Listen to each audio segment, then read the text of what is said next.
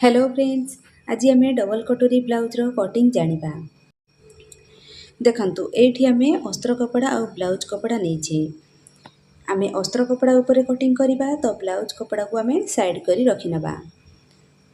अस्त्र कपड़ा को एमती लंबा रे दुई भाग करिकि रखिबा।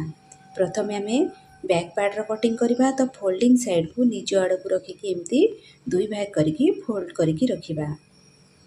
एबे आमे जो ब्लाउज रो माप रे ब्लाउज बनेबा तो सही ब्लाउज रू किछिटा माप जानि नबा।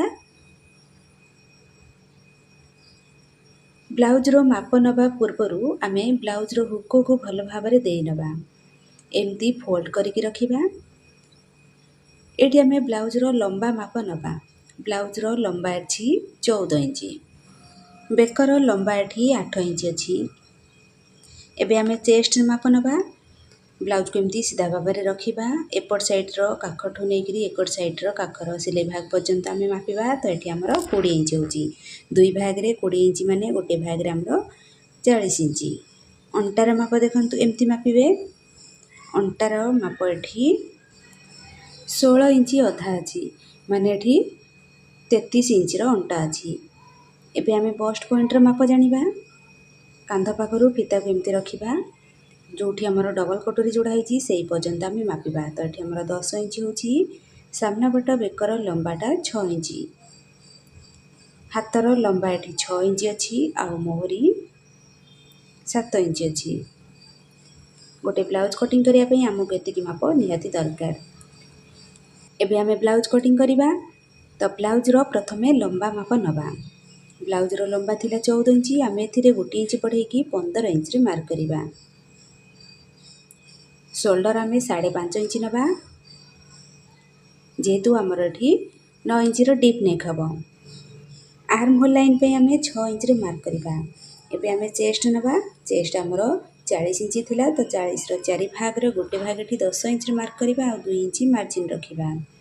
अंटार माप 33 इंच थिला तो 33 रो 4 भाग रो गोटे भाग एठी 8 इंच 2 सूत्रे मार्क करिबा आ गोटे इंच अंटार प्लेट पे नबा आ 2 इंच मार्जिन रखिबा।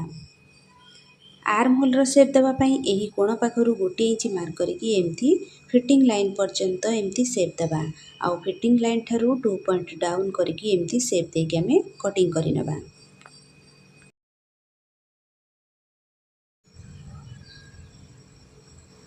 बेकर चौड़ाटा आमे 2 इंच नबा।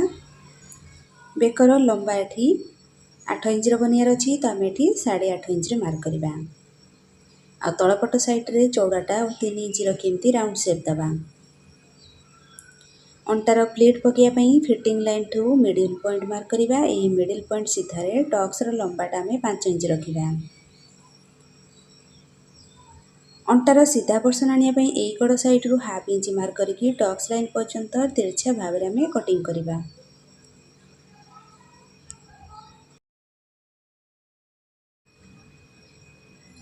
एठी हमरो बैक पार्ट रो कटिंग हे गेला। एबे आमे फ्रंट पार्ट रो कटिंग करिबा।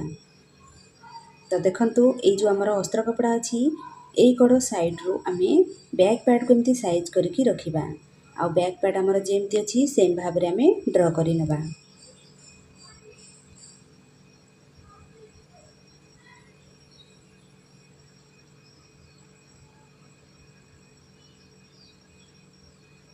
चाली साइज पई कटोरी बढ़िया पई एई कड़ साइड रु आमे 2 इंच रो गोटे मार्क करिबा।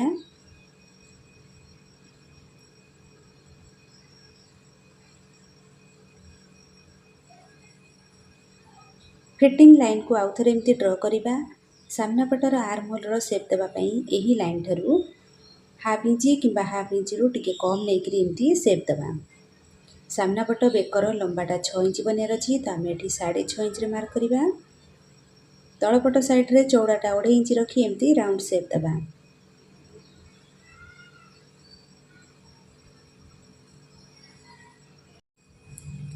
एबे आमे बस्ट पॉइंट रो मार्क करिबा।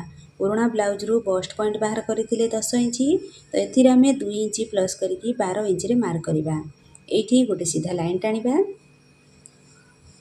एबे आमे एस पटी रो चौड़ाटा जानिया पई चेस्ट रो जो 4 भाग रो गोटे भाग आमे 10 इंच नेथिले ताकू आमे 3 भाग करिबा। 3 भाग कला परे गोटे भाग ही आमे फिटिंग लाइन थारु एस पटी पई नबा आउ एही पॉइंट ठारू ए लास्ट पर्यंत यार मिडिल पॉइंट मार्क करबा। आउ दुई कड़ साइड रू आमे 1 इंच लेखा ऊपर को मार्क करबा। आउ एमती तीनटा पॉइंट को एमती हल्का भाव रे राउंड शेप देबा। बेकर एई जगह रू ऊपर को 1 इंच रो मार्क करबा। एउठू आमे एई पर्यंत कटोरी पई एमती शेप देबा। आ बेकर एकड़ साइड रू आमे हाफ इंच मार्क करके या सहित एमती जॉइंट करबा। एटी हमरो कटोरी रो फर्स्ट पार्ट हे गेला।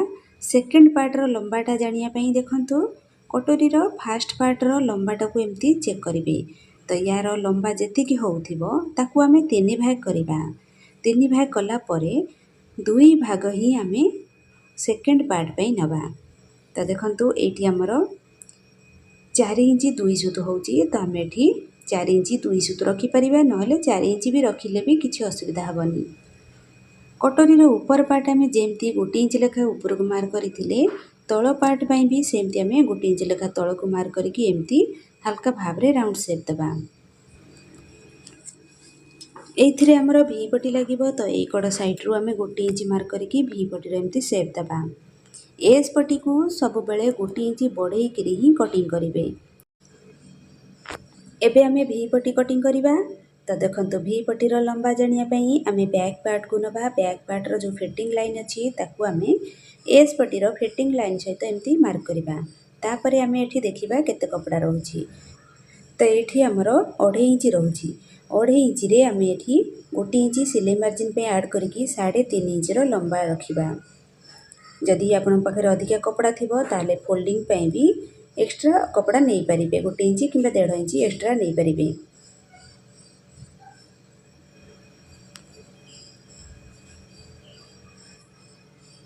एटी आमे पूरा मार्जिन सहित आमे डबल कटोरी ब्लाउज रो पूरा मार्किंग कले। एही मार्किंग ऊपर ही आमे कटिंग करिबा। कोनोसी मार्जिन रखिबानी, जेमती अछि आमे सेम भाव रे कटिंग करिनबा। जणे भौणी मते कमेंट करिथिले जे मोर ए मेथड रे ब्लाउज कटिंग करिबा द्वारा तांकर पॉपटा जमारू गोल होउनी, माने फ्लैट हे की रहउछि। एटी देखंतु कटोरी पार्ट को कटिंग कला टाइम रे एमती राउंड टाइप रो कटिंग करंतु। आउ सिलाई कला टाइम रे भी एमती राउंड करिकी सिलाई करंतु। तापरे जाईकिरी कटोरीटा गोल आसीबो। एबे आमे हातर कटिंग करिबा। दुईटा हाथ पई कपड़ा को एमती 4 फोल्ड करके रखिबा। फोल्डिंग साइड रू आमे हातर लंबा माप नबा। हातर लंबा जति की थिबो ता सहित 1 इंच बढ़ेई गिरी आमे एठी मार्क करिबा।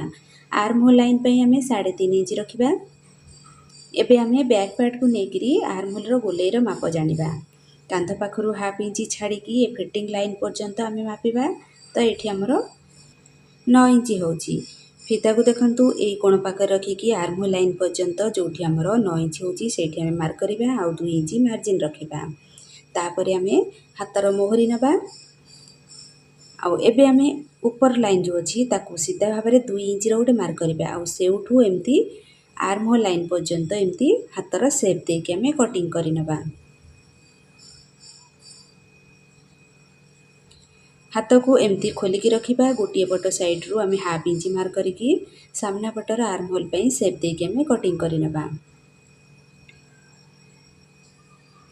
एठी आमे अस्त्र कपड़ा ऊपर पूरा कटिंग करिनेले पूरा सेम भाव रे आमे मेन कपड़ा सहित कटिंग करिनबा। नेक्स्ट वीडियो रे एही ब्लाउज रो स्टिचिंग जानिबा। Thank you.